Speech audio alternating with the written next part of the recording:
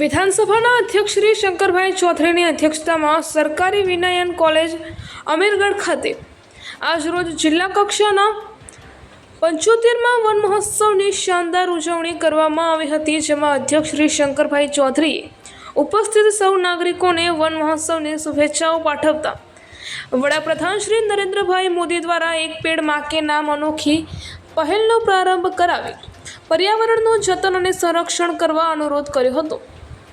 અધ્યક્ષ શ્રી શંકરભાઈ ચૌધરીએ જણાવ્યું હતું કે પ્રાકૃતિક સૌંદર્ય ધરાવતા આપણા બનાસકાંઠા જિલ્લાની સુંદરતાને ટકાવી રાખવા અને તેના વધારો કરવા માટે સૌએ જવાબદાર બનીને વધુમાં વધુ વૃક્ષો વાવવા જોઈએ। આવનારી પેઢીને સ્વસ્થ અને શુદ્ધ વાતાવરણ પૂરું પાડવા માટે પર્યાવરણનું સંતુલન જાળવવું આપણા સૌની ફરજ છે। વૃક્ષો મનુષ્ય જાત અને સમગ્ર ઇકોસિસ્ટમને જીવંત રાખવાનું કામ કરે છે। જે આપણને જીવાડે છે એવા ઝાડવાને આપણે જીવાડવા પડશે। વન વિભાગ આપણા વતી વનોનું રક્ષણ કરે છે। આપણા હિત અને ભલા માટે કામ કરતા વન વિભાગને સહયોગ આપવો જોઈએ। જે વૃક્ષ વાવે છે તે ક્યારેય વૃક્ષને કાપતો નથી। આપણી સંસ્કૃતિમાં છોડમાં રણછોડ કહ્યું છે। જમીનની ફળદ્રુપતા ટકાવી રાખવાનું, વરસાદ ખેંચી લાવવાનું અને આપણને ઓક્સિજન આપવાનું કાર્ય વૃક્ષ કરે છે।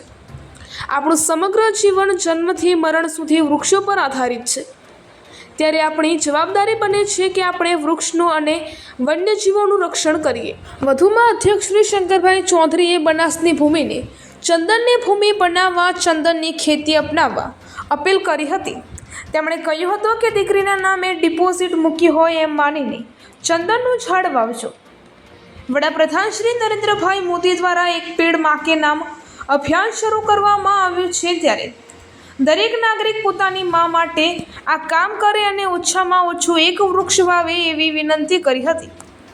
તેમજ દરેકે ખેતરે, શેઠે, આંગણામાં, શાળામાં, મંદિર પરિસર, સ્મશાન ભૂમિમાં વૃક્ષો વાવવાનો હરિયાળો સંકલ્પ લેવા જણાવ્યું હતું। અહેવાલ રામજીભાઈ રાયગોર, કાંકરેજ, બનાસકાંઠા જિલ્લાનો આ 75મો વન મહોત્સવ છે। એ નિમિત્તે આ પ્રસંગની અંદર આપણા વિધાનસભાના અધ્યક્ષ શંકરભાઈ ચૌધરી સાહેબ હાજર હતા। ડીસાના લોકપ્રિય ધારાસભ્ય શ્રી પ્રવીણભાઈ માળી પણ હાજર હતા। બનાસ ડેરીના વાઇસ ચેરમેન શ્રી બાવાભાઈ હાજર હતા અને મંચસ્થ મહાનુભાવો પણ હાજર હતા। આપણા લોકલાડીલા વડાપ્રધાન શ્રી નરેન્દ્રભાઈ મોદીનો એક સંદેશ, એક પેડ માં કે નામ પે, એ સંદેશ દ્વારા સમગ્ર ભારત વર્ષની અંદર આવા અનેક પ્રોગ્રામો થઈ રહ્યા છે। આપણી સંસ્કૃતિ અને પ્રકૃતિ બંનેને આપણે બચાવવાના છે। સંસ્કૃતિ સંસ્કારોથી બચતી હોય છે અને પ્રકૃતિ આ વન પર્યાવરણના કાર્યક્રમોથી આપણે બચતી હોય છે। એટલે આપણે શ્વાસ એ જીવન છે અને જો શ્વાસને ટકાવવું છે તો આવા વન પર્યાવરણ દ્વારા આપણે બધાએ જ કામ કરવું પડશે અને આ બધા સૌની એક નૈતિક ફરજ છે।